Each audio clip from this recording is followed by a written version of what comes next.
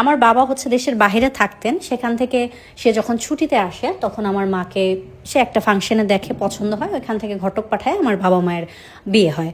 তো আমার বাবার বাড়ির পরিবেশ যদি বলতে চাই, আমার বাবারা হচ্ছে 3 ভাই আর 4 বোন, তাদের খুব বড় ফ্যামিলি। আমার বাবাই একমাত্র আর্নিং সোর্স এবং সংসারের বড় ছেলে। অপরদিকে হচ্ছে একদম মূর্খ ফ্যামিলি, তাদের কিছুই না। আর আমার নানু বাড়িতে তারাও মধ্যবিত্ত পরিবার, খেয়ে পড়ে ভালো আছে, কিন্তু আমার নানু বাড়ির সবাই খুব শিক্ষিত এবং খুব ভদ্র একটা ফ্যামিলি। যাই হোক, তো আমার মা আবার দেখতে তেমন একটা সুন্দরী ছিলেন না। সেই জায়গায় আমার বাবার যেহেতু আর্নিংটা খুব ভালো ছিল, ওই জায়গা থেকে আমার মাকে ওই বাড়িতে বিয়ে দেওয়া হয়, যে বোনদের তো বিয়ে হয়ে গেছে, ভাইরা বিয়ের পরে যার যার সংসার হয়ে যাবে, তুমি বিয়ে করলে সমস্যা নেই, আর তুমি তো বড় ছেলের বউ, তোমার কথায় সব কিছু চলবে, এরকম একটা বলে কয়ে আমার মাকে বিয়ে দেওয়া হয়। তো শ্বশুর বাড়িতে যাওয়ার পরে আমার মা আর তো মানে দুনিয়াটাই উল্টাপাল্টা হয়ে যায়, যে যে একটা ভদ্র ফ্যামিলি থেকে উঠে আসছে, ওইখানে গিয়ে দেখে যে তারা কেউ ঠিকঠাক মতো নামাজ পড়ে না, তারা সারাক্ষণ টিভি ছেড়ে বসে থাকতেছে, মানে অশ্লীল ভাষায় কথাবার্তা, গালাগালি করা, তাদের কাছে এগুলো একটা কমন বিষয় এবং নর্মাল বিষয়। বাট এই পরিবেশটা তো আমার মা দেখে নাই। তো এগুলো তো আর তাকে মাকে গালাগালি করতো না, সেই কারণে মা হচ্ছে কাউকে কিছু বলতে পারতো না। কিন্তু আমার মার কখনোই আমার বাবার বাড়ির পরিবেশটা পছন্দ ছিল না। তো আমার মার বিয়ের 1 মাস পরে আমি কনসিভ হই। তারপরে আমার বাবা দেশের বাইরে চলে যায়। আবার আমার বাবা, আমার যখন 1 বছর বয়স তখন আসে, আসার পরে আমার ভাই কনসিভ হয়। তো আমার বাবার একটা বদ স্বভাব ছিল, সেটা হচ্ছে উনি হচ্ছে খুব জুয়া খেলতো। ওনার টাকা পয়সা হাতে আসলে উনি এভাবে মানে নষ্ট করে ফেলতো, স্বীকার করতো না, এটা মা পরবর্তীতে জানতে পারছে আস্তে আস্তে। অথচ মানে অভাব অনটন কোনোদিন আমার মা দেখে নেই শ্বশুর বাড়িতে। সেখানে মাকে খুব ভালো রাখতো, সেটা খাওয়া পড়া সব কিছু দিয়ে, হাত খরচ সব কিছুতেই ভালো রাখতো। বাট বাবার এই অভ্যেসটা ছিল যে আমার যদি আমি ছোটোবেলায় অসুস্থ হয়ে যেতাম, যে আমার জন্য 2,000 টাকা পাঠাবে আমাকে ডাক্তার দেখাইতে, সেটা আমার বাবার থাকতো না স্যালারি আসার আগ পর্যন্ত। তো হয়তো নানু দেখাইতো বা মা কারো কাছ থেকে ধার নিয়ে করতো, পরবর্তীতে হচ্ছে বাবা পাঠাইতো। এরকম অনেক টাকা আর্নিং ছিল আমার বাবার, কিন্তু 1 টাকাও কোথাও জমা ছিল না। তার ভাই বোন সবাইকে সে দেখতো, সবার সমস্যা সে সমাধান করতো। তার 3 ভাই ছিল, মানে 2 ভাই আমার বাবাকে নিয়ে, বাকি 2 চাচাদের সংসারও আমার বাবাই দেখে। মানে একদম এলোমেলো একটা অবস্থা। কিন্তু আমার মার যেহেতু কখনো কোনো অভাব অনটন বা কষ্ট দিত না, সেই কারণে এটা নিয়ে কখনো কোনো কথা হয় নাই। সুন্দর সংসার চলতেছে। তো এর মাঝে হচ্ছে আমার বাবা যখন আমার 6-7 বছর বয়স, এর মাঝে তখন আসে। আসার পরে একটা মা বাবার মাঝে হচ্ছে খুব ঝগড়াঝাটি, বাবা হচ্ছে কথায় কথায় মাকে মারে। এর মধ্যে বাবা আর আসে নাই দেশে। আমার ভাই হওয়ার পরে একেবারে 4 বছর পরে, 4.5 বছর পরে বাবা দেশে আসে। আসার পরে তখন বাবার অন্য কোথাও নাকি কোনো মহিলার সাথে রিলেশন আছে, মা এরকম সন্দেহ করতো। তো আমাদের যেহেতু একটা করে রুম, মানে আমার দাদা বাড়িতে সবার আলাদা আলাদা রুম, আমাদের ভাগে একটাই রুম, আমরা 2 ভাই বোন হচ্ছে খাটে ঘুমাইতাম, আমার মা আর বাবা নিচে ঘুমাইতো। তো আমার মা বাবার মানে প্রচুর ঝগড়া লাগতো, মাকে খুব মারতো, এগুলো সামনে থেকে খুব দেখছি। তখন ছোট ছিলাম, তত কিছু বুঝি নাই। যখন আমি ক্লাস 6-এ উঠলাম, ওই সময়টাতে আমার বাবা একেবারে দেশে চলে আসলেন। সে আর দেশের বাইরে থাকবেন না, বা সে আর সৌদি আরব থাকবেন না, অন্য দেশে হয়তো যাবেন, এরকম কিছু। সে চলে আসলেন দেশে। দেশে আসার পরে আস্তে আস্তে হচ্ছে চতুর্দিকে মানে খবর, কথাবার্তা, আমার মা কানে কানে শুনতেছে যে বাবা হচ্ছে গত 3 বছর যাবত একটা মহিলাকে বিয়ে করে রাখছে। এরকম কথা আর কি, এলাকার মানুষজন বলা বলি করে থাকে না, একটু কথা বাইরে হয়ে গেছে হয়তো বা। বাট কোনো প্রমাণ যেহেতু নাই, মা বাবাকে জিজ্ঞেস করে, বাবা একদম অস্বীকার করে, মারধর করে, এরকম চলতেছে। তো বাবা দেশে আসার 1 বছর পরে তখন হচ্ছে একদিন যেই মহিলাকে নিয়ে আর কি এত জড়ানো পেঁচানো, ওনার হাজব্যান্ডও দেশের বাহিরে থাকে। তো ওনার শ্বশুর শাশুড়ি কেউ নাই, উনি গ্রামে মানে একাই থাকে। ওনার বোন এসে ওনার সাথে থাকে, ছোট্ট একটা বাড়ি, ওনারা একা থাকে, উনি এখানে একাই থাকে। তো আমার বাবাকে হচ্ছে রাত্রের বেলা ওই বাসাতে গিয়ে পাওয়া যায়, সে ওই মহিলার কাছে। তো মানে একটা সময় যখন গ্রামের মানুষজন জেরা করতে থাকে যে ওর হাজব্যান্ড রয়েছে দেশের বাইরে, তুমি এত রাতে বাসায় কী করো, তখন আমার বাবা স্বীকার করে যে হ্যাঁ, উনিও ওনাকে বিয়ে করছে, ওনার আগের যে হাজব্যান্ড ওনাকে ডিভোর্স না দিয়েই আমার বাবা ওনাকে বিয়ে করে ফেলছে। যাই হোক, তো বিচার আচার অনেক কিছু হয়। তখন হচ্ছে আমার বাবা জানায় সে ওই মহিলাকে রাখবে, আমার মাকেও রাখবে, ওই মহিলাকেও রাখবে, সে আমার মাকে ছাড়বে না, যেহেতু তার 2টা বাচ্চা আছে। বাট ওই যে বললাম, আমার নানু বাড়ি ছিল খুব ভদ্র ফ্যামিলির, আর বাবা হচ্ছে মাকে এত পরিমাণে মারতো, এই মানে বিয়ে করেই গত যে আসছে 1 বছরের মধ্যে মারতে মারতে আমার মায়ের মানে জান পুরা শেষ করে দিছে। তো যখন সব কিছু বাইরে আসছে, আমার মা হচ্ছে এর আগ অবধি তার বাবার বাড়িতে কোনো কিছু জানায় নাই যে এমন বা আমাকে মারে ধরে। তো যখন বাবার বিয়েটা সামনে আসছে তখন সব কিছু জানানোর পরে তখন আমার নানুরা বলে যে না, আমার বাবার কাছে আমার মাকে আর রাখবে না, এরকম বলার পরে তো আমার বাবা খুব আপোষে এই বিষয়টাতে আমার খুব খুশি খুশি রাজি হয়ে যায় যে ঠিক আছে আপনার মেয়ে নিয়ে যান। আমার মার কাবিন থাকে 3 লক্ষ টাকা দিয়ে আমার বাবা হচ্ছে আমার মাকে ডিভোর্স করে দেয়। তো তারপরে সে ওই মহিলাকে নিয়ে থাকতে থাকে। তো আমার নানু বাড়ির এরকম কথা ছিল যে আমার মেয়েকে আমরা নিয়ে যাব, তোমার ছেলে মেয়ে তুমি রাখবা। তো মা প্রথমে ভাবে কি যে ছেলে মেয়ে রেখে দিলে হয়তো বা বাবা মাকে মেনে নিবে, বা মা ডিভোর্সটা করতে চায় নাই। মার বাবার বাড়ির মানুষ এক পর্যায়ে মানে জোরাজুরি করেই মাকে ডিভোর্সটা করাইছে যে এরকম অশান্তির সংসার করার দরকার নেই, এত মায়ের খায়া। তো ওনার বড় বোন বলে টোলে এরকম করছে। যাই হোক, যেটা হয় ভালোর জন্যই হয় হয়তো। তো মা হচ্ছে নানু বাড়িতে চলে গেল, আমাদের রেখে গেল হচ্ছে আমার ওই মা যে পরবর্তীতে যে বিয়ে করছে মহিলা, ওনার কাছে রেখে গেল। ওনাকে বাবা বাড়িতে নিয়ে আসছে, উনি ওনার হাজব্যান্ডকে ডিভোর্স করে দিয়েছে। ওনার হচ্ছে একটা ছোট্ট মেয়ে 4 বছরের। তো আমার যে ছোট ভাইটা, ও তো ওই সময়টাতে প্রায় 10 বছর। তো ওই মেয়েটার সাথে আমার ভাইয়ের যখনই ঝগড়া লাগতো বা মানে একটু থাকে না বাচ্চারা খেলতে খেলতে, আর যেহেতু ওদের জন্য আমার মা চলে গেছে, আমরা 2 ভাই বোন, ওনাকে ওনার মেয়েকে সহ্য করতে পারতাম না। অপরদিকে যে আমার দাদি বাড়ির মানুষজন যারা ছিল তারাও আমার মাকে খুব ভালোই বলতো, কারণ ওই মহিলা ছিল খুব চটা স্বভাবের, কারো কোনো কাজ করে দিবে না, কারোর সাথে মিশতো না, বা সে খুব মানে টিপটপ করে নিজের কাজটুকু করে গিয়ে বসে থাকতো। এগুলোতে আমার দাদিরা ফুপুরা খুব বিরক্ত ছিল। আমার মা তো সবাইকে নিয়ে থাকতো, যেমনই হোক ফ্যামিলি এতদিন জয়েন্ট ছিল। বাট ওই মহিলা আসার 2-3 মাস পরে আলাদা হয়ে গেল, যার যার মতো সে থাকবে। এখন বাবার টাকা পয়সা সব কিছু ওই মহিলার হাতে, যেটা আস্তে আস্তে আমার বাড়ির মানুষজনও পছন্দ করলো না। যাই হোক, তো এইভাবে আমরা থাকতাম। ওই মহিলার মেয়ে একদিন আমার ভাইকে মানে এমনভাবে কামড় দিছে, একদম মাংস উঠে গেছে। তো আমারও খুব রাগ হয়েছে, আমি ওই মায়েরে দিছি মায়ের। তো আমি যখন ওই মেয়েরে মায়ের দিছি, ওইটা দেখে ওই মহিলা আবার আমাকে ইচ্ছা মতো মারছে। মানে ইচ্ছা মতো মারছে বলে, উনি রান্না করতেছিল, উনি হচ্ছে আমাকে একদম খুব গরম খুন্তি এনে লাগাই দিছে আমার শরীরের মধ্যে চুলার থেকে। তো একদম এভাবে তো আমি প্রচুর কান্না করতে তো আমি তো বড় ছিলাম, ক্লাস 6-এ পড়তাম। আমার নানু বাড়ি আবার সামনে, আমি হচ্ছে আমার নানু বাড়িতে চলে গেছি। যে আমি গিয়ে মাকে যখন দেখাইছি, শত হোক সে তো মা, আর আমিও যেহেতু বড় নাতনি ছিলাম, আমার নানু আমাকে খুব আদর করতো। তো নানু বলল তোর আর যাওয়ার দরকার নেই, তুই এখানে থাক। আমি আর যাই নাই। তো আমার ছোটো ভাইটাকে তো পেছনে রেখে আসছি। রাত্রে যখন আমার বাবা কাজে থেকে আসার পরে আমার ছোটো ভাইকে আমার বাবা প্রচুর মারছে। মানে তারা মা মেয়ে ইনায় বিনায় কী বলছে, আমি তো ছিলাম না, বা আমার দাদিরাও হচ্ছে তারা তাদের ঘরে ছিল, সামনে বসে কেউ এই জিনিসটা ঘটনাটা দেখে নেই, চিল্লাচিল্লি শুনে পরে বের হয়েছে। যাই হোক, তো ওইভাবে আমার ভাইকে মারার পরে তখন আমাদের পাশের বাড়ির এক চাচি, আমার মার চাচি শাশুড়ি হয়, উনি হচ্ছে সকালবেলা আমার ভাইকে দিয়ে যায় আমার নানু বাড়িতে, যে আপনারা আপনার মেয়েকে নিয়ে আসছেন, নাতি 2টাও পালেন, এতিম মনে কইরা মাইরা ফেলবো এখানে থাকলে। ওই মহিলা আর ওই মহিলার মানে আমার বাবার কথা বলে। যাই হোক, তো নিয়ে আসার পরে এটাতে আমার বাবা প্রায় 15-20 দিন আমাদের সাথে কথাবার্তা বলে না, আমরা নানু বাড়িতে থাকতে থাকি।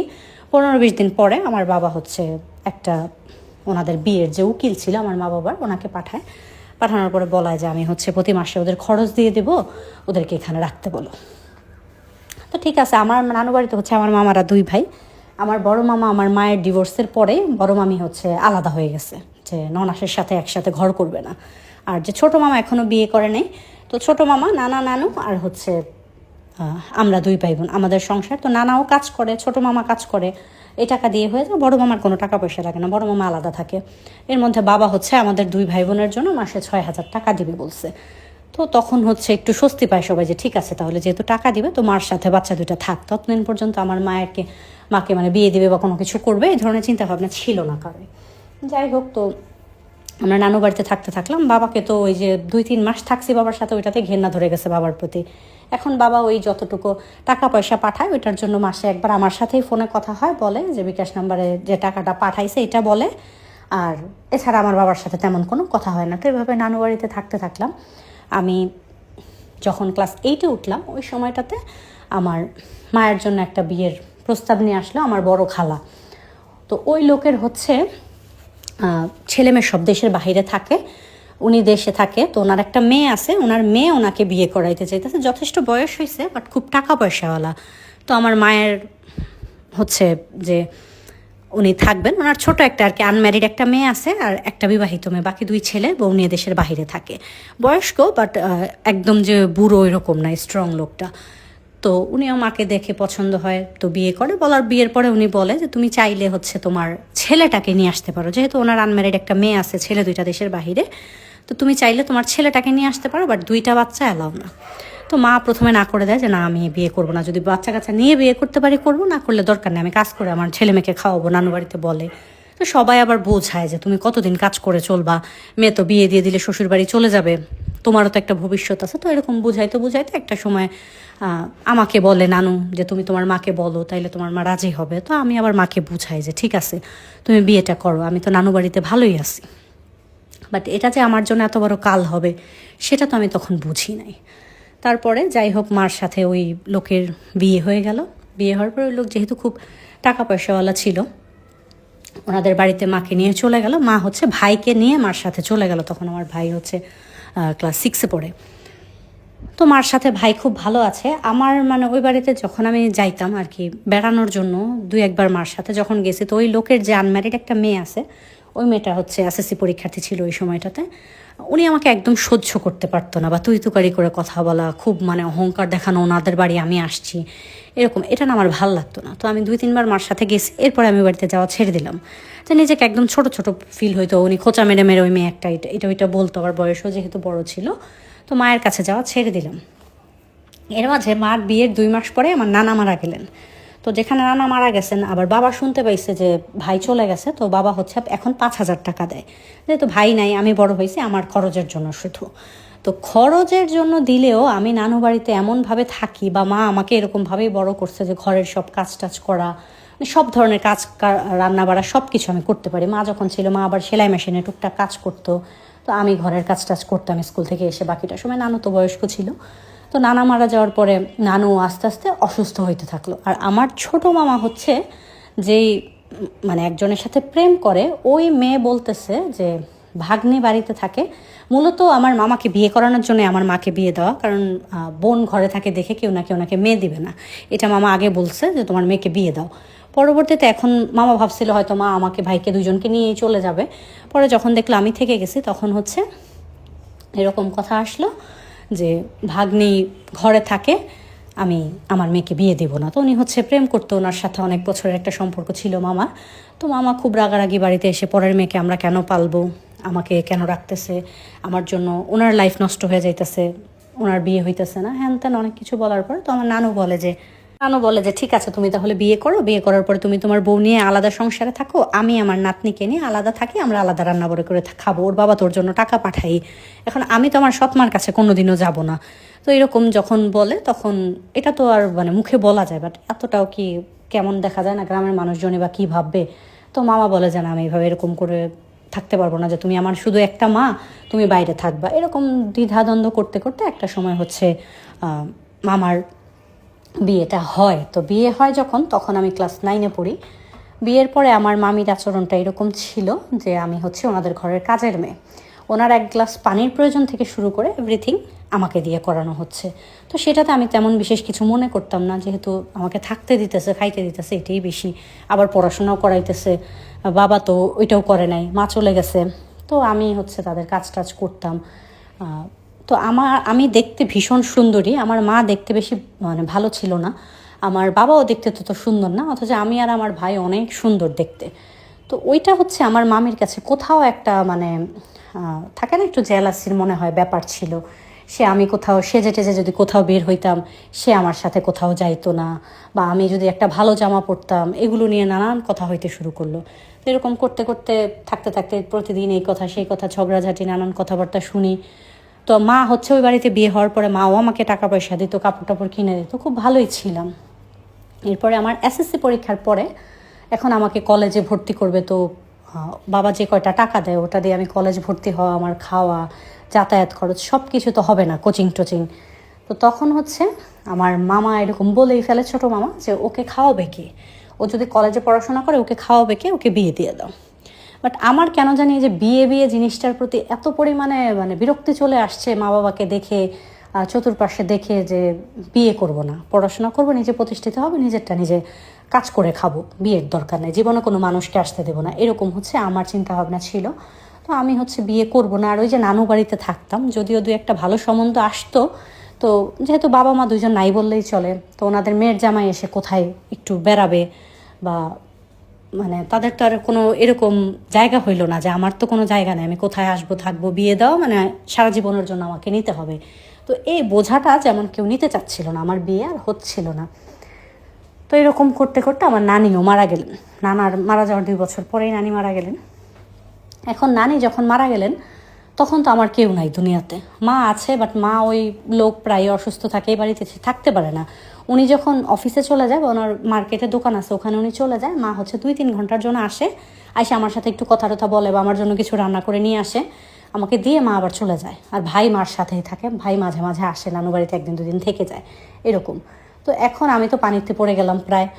তো বড় মামির তো ওই সময়টাতে বেবি হবে, তো বড় মামি আমাকে মানে ওনার 3 নাম্বার বাচ্চাটা হবে বড় মামির, কাজের মেয়ে বাবদ যে আমি ওনার বাচ্চার সব কাঁথা টাথা ধুয়ে দেবো, সব কাজ করব, আমি ওনাদের বাসায় থাকতে পারি যতদিন পর্যন্ত ওনার বাচ্চাটা বড় না হয়।